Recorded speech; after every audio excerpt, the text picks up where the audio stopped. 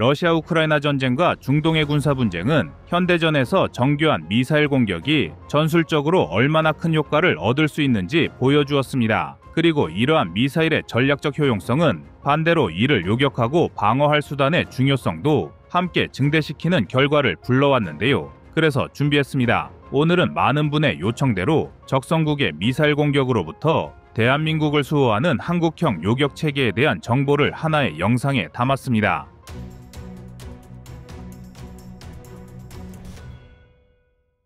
우리나라가 독자적인 요격 체계 개발을 시작한 데에는 아이언돔 이상의 방어 체계가 필요한 나라라는 국민적 공감대가 형성됐기 때문입니다. 실제로 대한민국은 이스라엘만큼 자주는 아니더라도 북한으로부터 로켓 또는 포격에 의한 공격을 여러 차례 받았습니다. 지난 2011년 11월 연평도 포격전, 2015년 8월 서부전선 포격 사건 등이 대표적인 사례인데요. 전술했듯 북한이 보유한 다연장 로켓의 수준과 규모는 하마스 따위와 비교하는 것이 실례일 정도로 막강합니다. 각종 구경으로 구성된 수천 문의 방사포가 대한민국을 정조준 중이며 이중 구경이 400mm나 600mm에 달하는 초대형 방사포도 있을 정도입니다.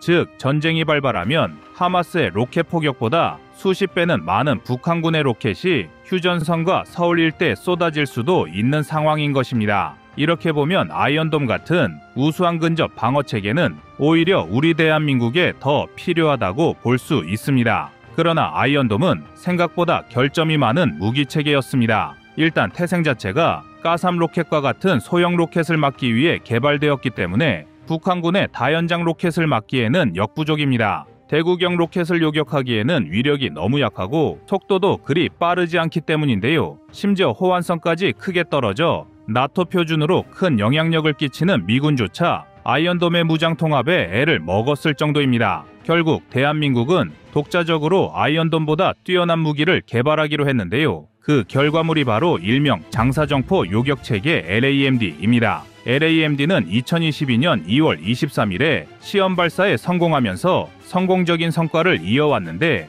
LAMD가 실제로 도입되기만 한다면 북한의 방사포 위협은 크게 줄어들 수밖에 없습니다. 그러나 성공적인 개발과 별개로 개발 완성까지 수년의 물리적 시간이 필요했기에 우리 군과 기업은 서두를 수밖에 없었습니다. 마땅한 요격 체계가 준비되지 않은 상태로 북한의 미사일 도발을 맞이한다면 대한민국이 입을 피해는 상상 그 이상의 수준이 될 것이 뻔하기 때문입니다. 군은 처음에는 기술적 난도 등의 이유로 조기 전력화에 부담스러운 모양새였지만 결국 전력화 시기를 앞당겼습니다. 수도권을 겨냥한 북한의 장사정포 위협을 저지할 방법을 서둘러 확보해야 했기 때문인데요. 이에 따라 방위사업청은 방추위를 통해 전력화 시기를 2029에서 2033년으로 조정, 기존 전력화 시점을 2031년에서 2029년으로 2년 앞당겼습니다. 그리고 이러한 제도적 개선을 가능하게 한 것은 그만큼 가시적인 기술적 성과가 있었기 때문입니다. 대한민국이 준비 중인 장사정포 요격체계는 북한이 솔로켓탄을 탐지할 다기능 레이더와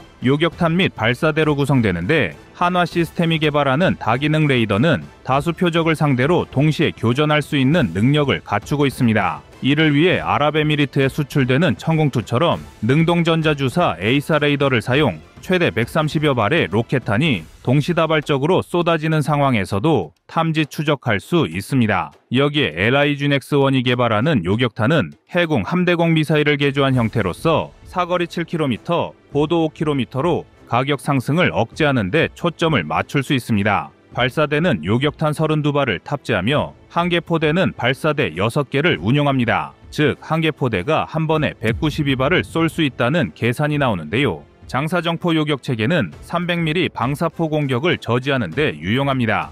다만 북한이 새로 개발한 전술 유도 무기와 600mm 방사포에 대한 대응에는 한계가 있어 600mm 방사포를 요격할 장사정포 요격 체계2 사업 또한 병행되고 있습니다. 장사정포 요격 체계2는 레이더와 교전 통제소를 장사정포 요격 체계와 공유하고 요격탄의 성능을 끌어올려 기존보다 높은 고도에서 장사정포 공격을 저지할 수 있도록 할 방침입니다. 그러나 이러한 요격 체계엔 치명적인 단점이 있는데 바로 대량 공격에 취약하다는 점과 요격탄의 가격이 만만치 않다는 것입니다. 우리나라도 이스라엘과 마찬가지고 아이언돔 요격탄인 타미르 미사일처럼 한 발당 가격이 1억 원을 넘는다면 비용 문제로 대량 생산이 어려울 수 있는데요. 얼마 전 사우디군이 후티 반군을 상대로 대당 15억 원에 달하는 천궁을 발사해 진지를 초토화하는 영상이 공개됐습니다. 물론 영상이 공개된 후 닭 잡는데 소 잡는 칼을 썼다라며 효율성과 경제성을 따지는 의견이 많았지만 사우디가 천궁 효과로 인해 후티 반군과의 기세 싸움에서 승기를 잡은 것만은 확실합니다. 그러나 우리나라의 경우 후티 반군과는 비교도 할 수 없는 적 북한을 상대해야 하기에 성능은 물론 수량에서 압도적인 물량의 요격탄을 대량으로 준비해야 합니다. 이는 곧 대당 단가와 직결되는 문제인데요. 따라서 요격탄의 가격 상승을 최대한 억제해야 요격 능력을 극대화할 수 있을 것이고 현재는 요격 자산의 부족분 만큼 선택과 집중에 의한 전략은 필수적이라 할 수 있습니다. 이를 위해선 종합적인 계획과 원칙, 기준이 있어야 하는데요. 우선적으로 유사시 요격탄 발사 비축 수량과 작전 절차 등을 담은 교정 유칙을 설정해야 합니다. 평시에 요격탄을 얼마나 확보할 것인지를 정확하게 설정할 수 없기 때문인데요. 여기에 여력이 생긴다면 필수적인 민간 시설에 대한 방어도 고려하고 있습니다. 우리 군은 KAMD와의 연계성도 고민하고 있습니다. 공중에서 날아오는 위협을 탐지하고 대응하는 것은 공군 방공망, 육군 국지 방공 레이더 등과도 밀접한 관련이 있는데 수많은 방사포탄과 전술 유도 무기를 장사정포 요격 체계 외에 탐지 수단이 포착해서 추적한다면 유사시 상당한 도움이 되기 때문입니다. 그 때문에 이를 위해선 처음부터 육해공각 체계가 유기적으로 연계할 수 있도록 설계해야 하며 이를 구현할 지휘통신 기술도 확보해야 합니다. 만약 이 문제만 해결하더라도 장사정포 요격 체계와 KAMD의 위력은 시너지 효과로 배가 될 것입니다. 한국군의 요격 체계는 다기능 레이더를 사용하여 수십 발의 로켓포를 동시에 탐지하고 요격할 수 있으며 비용 문제를 해결하면서도 대규모 공격에 대응하는 효과적인 방어 수단이 될 전망입니다. 이러한 요격 체계의 개발이 완료되면 북한의 공격을 초기에 차단하는 데 중요한 역할을 할 수 있지만 한정된 방어 자산을 효과적으로 운용하기 위해 방어 지역을 전략적으로 선택하고 집중해야 하는 과제가 있습니다. 또한 공군과 육군의 방공망과 유기적으로 연계되어야 전면적인 방어 능력이 극대화될 수 있습니다. 여기에 더해 방위사업청은 전자전기와 패트리엇 미사일 성능 개량 그리고 국산 K2 전차의 변속기 국산화를 통해 한국의 방어력 강화를 목표로 하고 있습니다. 방사청이 장사정포 요격 체계의 조기 도입을 발표한 날 전자전기와 패트리엇 도입 등 연계 사업의 경과도 함께 발표했는데요. 이날 방추위에선 공군 전자전기 사업 추진 기본 전략안과 공대함 유도탄2, 성능 개량판 패트리엇 구매 계획, 그리고 K2 전차 4차 양산에 따른 국산 변속기 적용안도 의결됐습니다. 전자전기 사업은 2032년까지 1조 8,489억 원이 투입되며 대한항공과 한국항공우주산업카이는 체계 통합 분야에서 LIG-X1과 한화시스템이 전자전 수행체계 분야에서 경쟁을 펼칠 것으로 보입니다. 공대함 유도탄2 사업은 현재 개발 중인 KF-21에 장착할 공대함 유도탄을 국내 연구 개발로 확보하는 것인데요. 2026년부터 2035년까지 5,641억 원을 투입하기로 결정했습니다. 패트리엇 성능 개량 2차 사업은 요격 고도가 40km로 높아진 팩3MSE를 추가 확보하고 발사대를 성능 개량하는 사업으로 2031년까지 1조 9,507억 원이 소요될 전망입니다. 여기에 대한민국 지상군 전력의 핵심인 K2 전차의 국산 변속기 적용 방안도 확정됐습니다. 기존에 제작된 K2 전차에는 독일산 변속기를 썼는데 2028년까지 군에 공급될 150대 K2 전차에는 S&T 다이내믹스 제품이 장착될 예정입니다. 이날 방사청의 발표를 두고 파격적이라는 평가가 나온 것은 예산의 규모만 아니라 공격적인 개발 계획과 공정 때문이었는데요. 이날 발표 내용을 전제로 큰 그림을 보자면 일단 북한의 공격을 무력화시킨 후 우리가 압도적인 전력으로 밀어붙인다는 계획일 것입니다. 그러나 이를 가능하게 만들기 위해선 첫째로 우리가 북한의 미사일 공격에 대비하고 있어야 합니다. 한국형 장사정포 요격 체계는 북한의 점점 강해지는 위협에 맞서 한국이 독자적으로 대응할 수 있는 시스템을 개발하고 있다는 점에서 큰 의미가 있다고 할 수 있으며 이는 한국의 방위산업 자립도를 높이며 국내 방산업체의 경쟁력도 강화될 것으로 기대됩니다.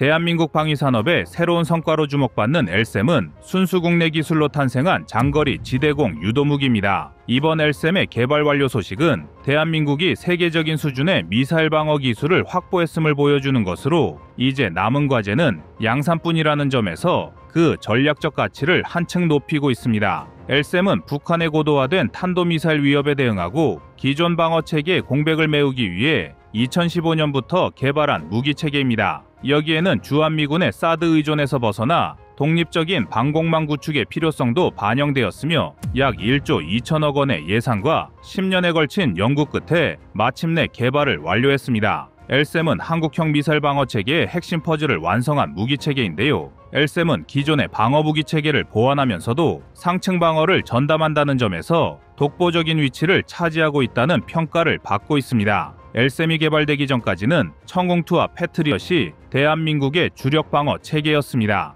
그러나 해당 무기체계들은 하층 방어를 담당하고 있어 상층에서 적의 위협을 요격할 무기체계는 상대적으로 아쉬운 상황이었습니다. 그나마 고고도 미사일 방어체계 사드가 있었지만 이것만으로는 갈수록 증가하는 적성국의 모든 미사일 위협을 제압하기는 어려움이 많았기 때문에 반드시 추가적인 전력을 확보할 필요가 있었습니다. 그러나 공식적으로 개발을 완료한 LSAM이 실전 배치에 착수한다면 한국의 미사일 방어 체계는 더욱 완벽해질 것입니다. 북한의 탄도미사일은 발사 후 상승 중간 종말 단계로 시스템이 나뉘는데 이중 종말 단계에서는 고도 40km 이상의 대기권으로 재진입한 뒤 목표를 향해 고속 하강하는 특징이 있습니다. 이때 LSAM은 직격 요격 기술을 통해 높은 정확도와 파괴력으로 적의 탄도미사일을 고도 40에서 70km에서 요격하는 역할을 수행하는데요. 특히 요격 성공률을 높이기 위해 적외선 영상 탐색기를 활용해 적 미사일의 미세한 여론을 감지할 수 있습니다. 이와 함께 이중 펄스형 추진기관과 위치 자세 제어 장치를 통해 요격 직전 궤도를 실시간으로 수정하여 고속으로 이동하는 목표물에 대한 정밀 추적과 파괴를 보장합니다. 이러한 첨단 기능은 대기 밀도가 낮은 고고도의 환경에서도 안정적인 비행과 요격을 가능케 합니다.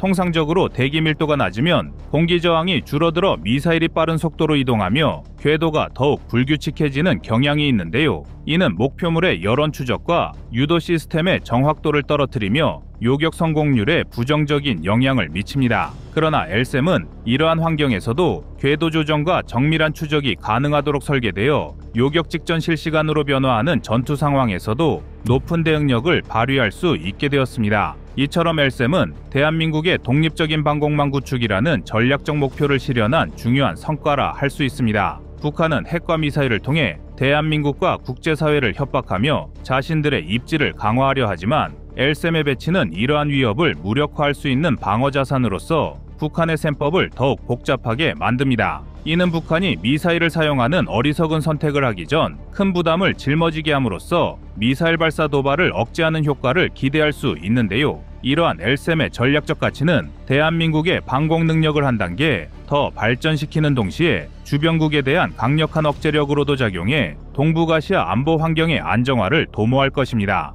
더욱 놀라운 것은 LSAM 개발 과정에서 국산화된 기술이 상당한 완성도를 보였다는 점을 더욱 주목해야 합니다. 질화갈륨 기반의 송수신 장치와 전동식 수평 안정화 장치 등의 첨단 국산 기술이 다수 적용된 순수 국내 기술의 집약체라는 점에서 국내 방산 산업의 자립도를 한층 높였다는 평가를 받고 있는데요. 이는 단순히 방위 산업의 기술적 독립성을 강화하는 것을 넘어 수출 경쟁력을 확보하는 데도 기여합니다. 질화갈륨을 기반으로 한 송수신 장치와 전력 증폭 장치는 고속 고정밀 신호 처리를 가능하게 하므로 LSAM의 다기능 레이더 성능을 크게 향상했는데요. 질화갈륨은 기존 반도체 소재보다 내구성과 효율성이 높아 차세대 방산 무기체계 핵심 기술로 주목받고 있으며 고온과 높은 전압에서도 안정적인 성능을 유지할 수 있어 극한의 환경에서도 LSAM의 작전 효율성을 보장합니다. 질화감륨 소자 기술은 LSAM뿐만 아니라 각종 레이더 장비에서 매우 중요하게 다뤄지는 기술인 만큼 이를 구현했다는 점은 한국 방산의 첨단 기술력이 전 세계에서도 매우 우수하다는 것을 방증하는데요. 뿐만 아니라 LSAM에는 전동식 수평 안정화 장치가 적용되었습니다. 이 장치는 LSAM의 안테나 세트를 비롯한 대형 구조물과 레이더 및 발사체계의 수평 안정화를 보장하는 핵심 기술로서 이를 통해 적 미사일 여론이나 위치를 더욱 정밀히 추적할 수 있으며 고속 비행체를 대상으로 하는 고난도 요격 작전에서도 필수적인 안정성을 제공합니다. 특히 외부 충격이나 진동에도 안정적인 성능을 유지할 수 있도록 설계되어 작전 환경의 불확실성을 크게 낮췄는데요. 이 기술은 요격체가 발사되는 순간에 미세한 위치 변화를 실시간으로 조정하여 성공률을 극대화하고 다양한 작전 상황에서 일관된 성능을 유지시킵니다. 이러한 LSAM은 단순히 기술적 우수성을 보여주는데 그치지 않고 국산화된 부품과 기술력을 기반으로 수입 의존도를 낮추고 국내 방산 산업의 자립도를 한층 더 높였습니다. 질화갈륨 송수신 장치, 전동식 수평 안정화 장치 등 핵심 부품의 국산화는 향후 LSAM의 양산과 수출 경쟁력을 크게 높일 중요한 요소로 평가받고 있는데요. 천공투가 중동 지역을 중심으로 12조 원 이상의 수출 계약을 체결하며 방산 수출의 주력 상품으로 자리 잡았듯이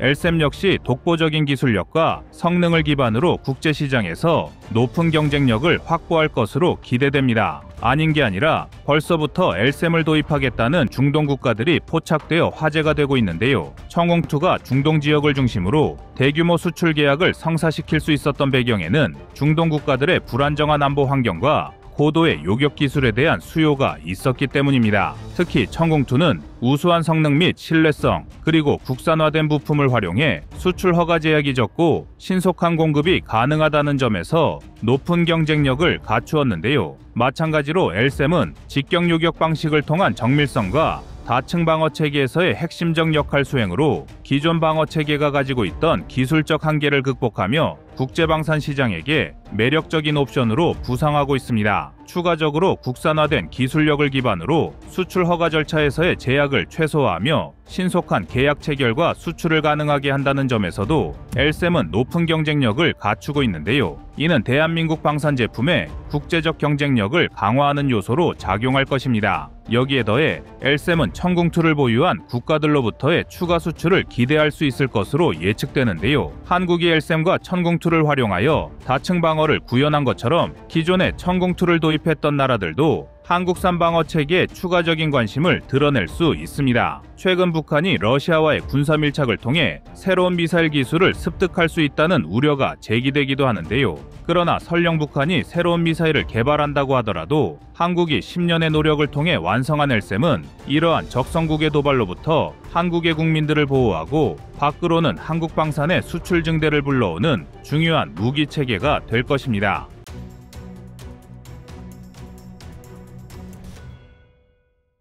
이제 막 세계 시장에 첫 발을 내디딘 천궁. 그러나 벌써부터 극찬이 쏟아지고 있습니다. 이미 천궁을 도입한 사우디와 UAE에선 성공적인 운용으로 칭찬 일색인데다 폴란드를 중심으로 유럽에서의 관심도 뜨거운데요. 아무래도 미국산은 비싸고 러시아제는 구매할 리 없기 때문이기도 하지만 예상외로 천궁의 성능이 너무 뛰어났고 납기일도 빨랐기 때문입니다. 천궁2는 탄도미사일과 항공기 등 다양한 공중 위협에 대응할 수 있는 능력을 갖추고 있습니다. 특히 최대 사거리 40km, 요격고도 15에서 40km, 최대 속도 마하 5 이상의 성능을 자랑하며 다수의 목표물을 동시에 탐지하고 추적, 요격할 수 있는 능력을 보유하고 있습니다. 이러한 기술적 우수성은 현재 천궁을 운용 중인 중동 국가들의 방공체계 강화에 큰 도움이 되고 있습니다. 또한 천궁2는 미국의 패트리엇 팩3 미사일 대비 약 3분의 1 수준의 가격으로 제공되어 경제적 효율성이 높습니다. 이러한 이유들로 향후 더 많은 국가에 수출될 가능성이 크며 현재 세계에서 가장 핫한 요격 시스템으로 칭송받고 있는데요.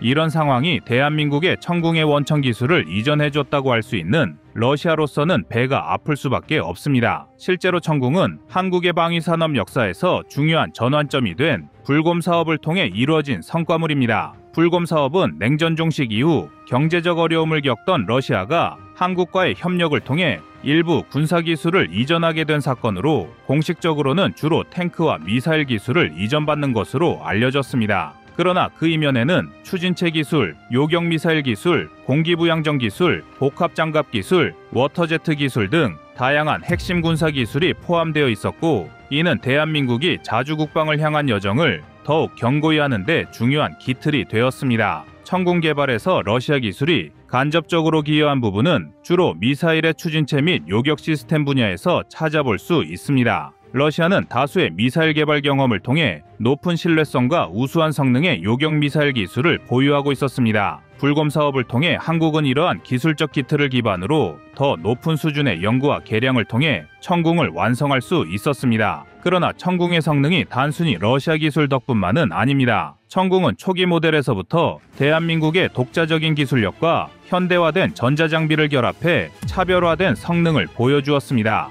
한국의 연구진들은 기본적인 러시아 기술을 기초로 삼아 이를 대폭 개량하며 한국 방산 기업들의 높은 기술력과 지속적인 연구 개발을 통해 천궁의 요격 성능을 크게 개선시켰습니다. 천궁은 개발 과정에서 여러 차별화 요소와 독창적인 파생점을 갖게 되었습니다. 대표적인 예로 천궁은 팩3와 달리 유도 시스템과 폭발 방식을 개선하여 방어 지역 내에서 극도로 높은 정확성을 발휘할 수 있도록 설계되었습니다. 팩3와 천궁은 요격 목적이 유사하지만 외형적인 차이점이 큽니다. 팩3는 다탄두 형태를 가지며 고고도 요격에 최적화되어 있습니다. 반면 천궁은 저고도 및 중고도 요격에 특화되어 있고 설계면에서도 컴팩트하게 디자인되어 한국과 같이 지형이 복잡한 환경에서도 효율적으로 배치가 가능하도록 최적화되었습니다. 여기에 천궁은 폭발 방식을 개선하여 높은 파편 확산율을 갖추고 있어 다수의 요격 대상에 대해 높은 대응력을 보유하고 있습니다. 이는 전통적인 요격 방식에서 발생하는 제한점을 극복한 것으로 천궁의 정확성을 높이고 타격 범위를 넓혀줍니다. 팩3가 극도로 높은 정확도를 자랑한다면 천궁은 폭발 방식에서 오는 범위 확장을 통해 다수의 위협을 동시에 처리할 수 있는 장점이 부각됩니다.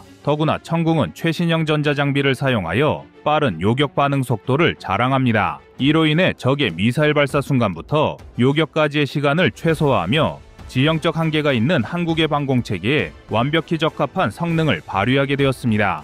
그러나 2021년 LIG 넥스1이 천궁을 포함해 4종의 무기를 공개했을 때만 해도 천궁의 성공을 예측한 전문가는 드물었습니다. 그러나 UAE 국방부가 바로 천궁 미사일을 구매했음을 공식 계정을 통해 공개했습니다. 수출 규모도 어마어마해서 UAE 자국 화폐를 기준으로 129억 디르함, 달러로는 35억 달러 규모의 거래라며 거래액을 공개했는데요. 이는 우리 돈으로 4조 1천억이 넘는 엄청난 거금입니다. 이는 우리 군의 차세대 이지스함인 세종대왕급 배치2 세척의 건조비와 맞먹는 금액인데요. 현재 천궁은 개량을 통해 최첨단 중거리 미사일 천궁2로 업그레이드되어 우리 군 부대에 배치 중입니다. 전 세계적으로 수많은 지대공 미사일이 존재하지만 탄도미사일 요격 능력을 갖춘 지대공 미사일을 자체 개발하고 배치하는 데 성공한 국가는 미국, 러시아, 이스라엘, 한국 정도입니다. 이는 정말 엄청난 일인데요. 중국은 아직도 막대한 개발 비용과 기술적 장벽 때문에 러시아의 S-300과 S-400에 의존하고 있고 일본 또한 미국제 패트리엇 팩3에 의존하고 있는 상황입니다. 또한 군사강국 이스라엘은 요격 능력을 갖춘 지대공 미사일 개발 기술을 습득하기 위해 20억 달러가 넘는 막대한 개발비를 투자했습니다. 반면 한국은 경제난을 겪던 러시아를 적절한 시기에 지원해 큰돈을 들이지 않고 우수한 대공무기 체계인 천궁 중거리 미사일을 개발하는 데 성공했습니다. 천궁은 길이 4.6m, 직경 275mm, 중량 400kg에 탄도탄 요격고도 15km로 길이 5.2m, 직경 250mm, 중량 320kg, 탄도탄 요격고도 15km인 팩3 미사일보다 약간 성능이 떨어집니다. 그런데 성능은 약간 떨어지는 수준인데 가격은 35%에서 절반 수준입니다. 패트리어트 팩3의 한발당 가격은 400만 달러에 육박하고 팩3 MSE는 그보다 비싼 500에서 600만 달러입니다. 한화로 환산해보면 팩3는 약 50억 원, 팩3 MSE는 약 70억 원에 달하는데요. 반면 천궁 미사일은 약 120에서 200만 달러 수준으로 반값도 되지 않습니다. 직격 탄두를 채용하고 유효 사거리와 탄도탄 요격 고도를 크게 늘린 천궁2 미사일도 가격이 약 200에서 300만 달러 정도에 불과한데요. 천궁의 타깃이 대당 수백억을 호가하는 전투기나 대륙간 탄도탄 같은 무지막지한 무기들이란 것을 고려하면 상당히 저렴한 가격이라 할 수 있습니다. 천궁의 개발은 단순히 하나의 무기 체계를 만드는 것을 넘어 한국 방산의 독자적인 기술력이 집약된 결과물로 평가됩니다. 러시아 기술을 토대로 하였다고는 하나 천궁이 보여준 성과는 한국 연구진들의 부단한 노력과 기술적 도약이 없었다면 불가능했을 것입니다. 특히 팩3와의 성능 비교에서 천궁이 동등하거나 일부 성능 면에서 우월한 평가를 받게 된 것은 한국 방산업계의 고도화된 기술력과 연구개발 능력을 입증하는 중요한 사례로 남아 있습니다. 천궁은 또한 한국이 방산 수출 시장에서 성공적으로 경쟁력을 확보할 수 있도록 돕고 있습니다. 중동 등지에서 천궁의 판매가 성사되며 한국 방산의 신뢰성이 크게 증가했으며 이는 추후 한국이 독자적으로 개발할 차세대 미사일 및 방공체계에도 긍정적인 영향을 미칠 것으로 전망됩니다. 흥미롭게도 한국의 방산기술 발전에서 러시아와의 협력은 중요한 변곡점이 되었으나 미국 랜드 연구소가 미사일 기술 강국은 러시아와 한국이 유일하다고 인정했듯 대한민국은 어마어마한 기술적 성과를 이뤄냈습니다. 그리고 이러한 평가는 군사 전문지 포린폴리시에서도 이어지고 있는데요. 러시아가 8,000km 떨어진 목표물을 타격 가능한 미사일을 보유한 것처럼 한국 역시 누리호 ICBM이 8,700km 비행에 성공했다며 전 세계가 한국의 군사력을 너무 낮게 평가하고 있다고 보도했습니다. 맞습니다. 현재 비공식적이긴 하지만 극초음속 미사일 개발에 성공한 나라는 극히 일부뿐이며 극초음속 미사일 방어 체계를 만들고 있는 나라는 미국과 일본, 이스라엘, 그리고 한국입니다. 군사 전문지 텔레그래프는 이를 좀 더 직설적으로 설명하고 있는데요. 극초음속 미사일의 발사 지점과 목표명 중 장면까지 다 보여준 것은 러시아와 한국뿐이며 미국과 중국은 발사 장면만 보여줬을 뿐이라고 실제 성능에 의문점을 표했습니다. 이를 북한의 ICBM과 비교해보면 차이점이 극명한데요. 미사일에 들어가는 정밀 부품과 반도체, 고순도 텅스텐 합금을 모두 생산할 수 있는 나라는 한국이 유일하다는 점만 봐도 우리의 ICBM 기술력이 몇 배 더 우수하지 않은 것이 오히려 이상한 일처럼 받아들여지고 있습니다. 물론 아직 대한민국이 모든 면에서 러시아의 항공우주 기술을 앞섰다고 말할 수는 없는 상황이고 러시아와의 협업이 조금만 더 지속되었더라면 훨씬 더 괄목할 만한 성과가 있었을 것이라는 예측도 아쉬움이 남는 대목입니다. 가령 대한민국에 있어 핵 추진 잠수함의 필요성이 대두되었을 때도 다수의 전문가는 미국보다 러시아로부터 기술을 이전받는 것이 훨씬 수월하며 효율적이라는 주장도 나왔을 정도인데요. 그러나 우크라이나 전쟁으로 미국과 러시아가 대립하는 상황에서 우리와 러시아와의 추가적인 협력 가능성은 제한적일 수밖에 없습니다. 한국 방산이 이룩한 자주 국방을 위한 노력과 천궁의 성공은 향후 한국이 글로벌 방산 시장에서 더 큰 도약을 이루는 기반이 될 것입니다. 천궁이 보여준 우수성은 미국 팩3와 비교될 정도로 글로벌 시장에서 경쟁력을 갖췄음을 입증하며 앞으로의 방위산업 발전을 위한 한국의 강력한 기틀이 될 것입니다.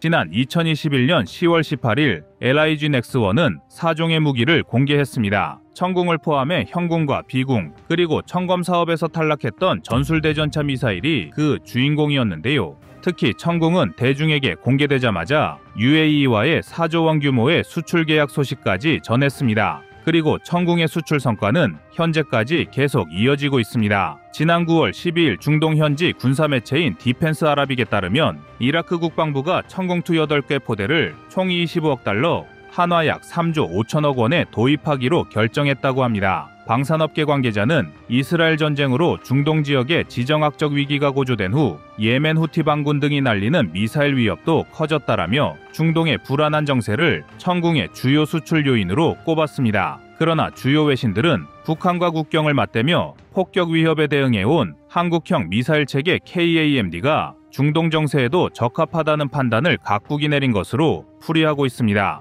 천궁2는 대한민국의 자랑스러운 차세대 중거리 지대공 미사일로 적의 공중 위협을 효과적으로 무력화하는 능력을 갖추고 있습니다. 천궁2는 2021년부터 본격적으로 실전에 배치되었으며 뛰어난 성능 덕분에 여러 국가들이 주목하고 있는 무기 시스템 중 하나입니다. 이 미사일은 중거리 대공 방어 시스템으로 최대 40km까지 적의 항공기와 미사일을 요격할 수 있는 능력을 자랑합니다. 천궁포대는 8개 발사관을 탑재한 발사대 차량 4대와 다기능 레이더, 교전 통제소를 포함하며 미사일과 통합체계는 LIG 넥스1이, 레이더는 한화 시스템, 발사대와 차량은 한화 에어로스페이스가 각각 생산해 왔습니다. 고도 40km 이하로 날아오는 탄도미사일과 항공기 등을 요격하는 천궁2는 위력 증강형 탄두를 탑재해 적미사일에 직접 충돌해 파괴하는 방식입니다. 요격미사일을 발사대 위로 10m 이상 튀어오르게 한 뒤 로켓을 점화하는 콜드론칭 기술을 탑재했으며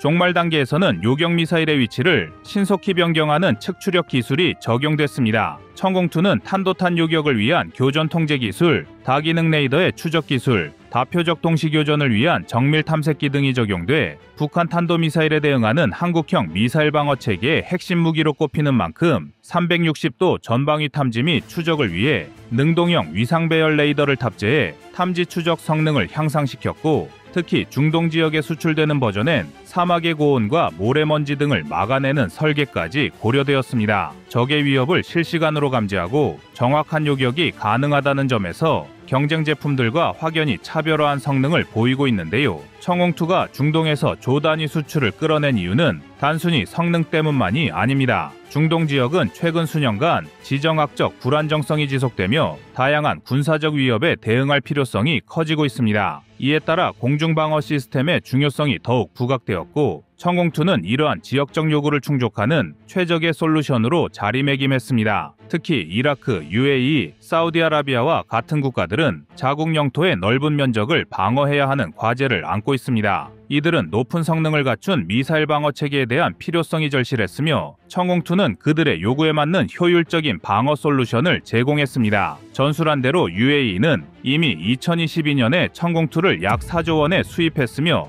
이번 사우디아라비아와의 계약까지 이어지면서 중동 전역에서 청홍2에 대한 신뢰가 크게 높아진 것입니다. 그러나 청공의 중동 수출에 난관이 전혀 없었던 것은 아닙니다. 공냉식 냉각 체계를 택한 청공이 사막이란 환경에 적합하지 않았기 때문인데요. 청공2는 TWT 진행파관을 사용해 고출력 X밴드 레이더파를 만들어내는 과정에서 많은 열이 발생하며, 이에 외부 공기를 직접 열원과 접촉시켜야 하는 구조적 특성이 있었습니다. 애초부터 사막의 열기와 먼지, 모래바람과 맞지 않았던 것인데요. 특히 청공의 다기능 레이더는 폐사 방식으로 송신기가 일체형이기 때문에 급전판이 손상되거나 송신기가 망가지면 작동이 안 된다는 단점이 있었습니다. 즉, 이 문제가 모두 해결될 때까진 한낮 온도가 60도 이상 올라가는 중동 지역에서 한국의 청궁을 운영하기란 불가능에 가까웠습니다. 그런데 여기서 정말 놀라운 일이 벌어졌습니다. 폐사 레이더가 국산 A사 레이더로 대체되었으며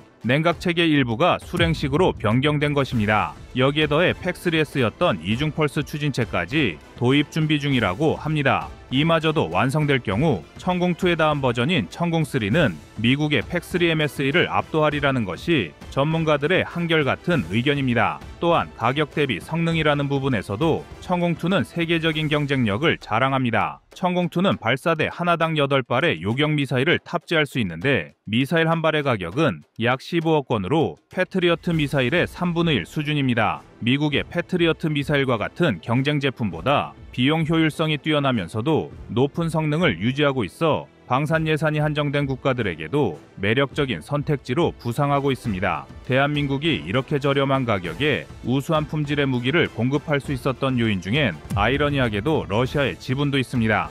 가령 현재 세계 최고의 지대공 미사일 기술을 갖췄다고 평가받는 이스라엘의 경우 요격 능력을 갖춘 미사일 개발 기술을 습득하기 위해 20억 달러가 넘는 막대한 개발비를 투자했습니다. 그러나 한국은 당시 경제난을 겪던 러시아를 통해 우수한 대공무기 체계인 청공중거리 미사일을 개발하는 데 성공했습니다. 개발 시간 단축과 예산 절약이라는 두 마리 토끼를 모두 잡은 것인데요. 그러나 사실 청공은 길이 46m, 직경 275mm, 중량 400kg의 탄도탄 요격고도 15km로 길이 52m, 직경 250mm, 중량 320kg, 탄도탄 요격고도 15km인 팩3 미사일보다 약간 성능이 떨어진다는 평가를 받고 있습니다. 그러나 그에 비해 가격 수준은 절반 또는 그 이하입니다. 가령 패트리어트 팩3의 한 발당 가격은 400만 달러, 한화 50억 원 선이며 팩3MSE는 그보다 비싼 80억 원에 달합니다. 그에 비해 청궁은 약 150에서 200만 달러,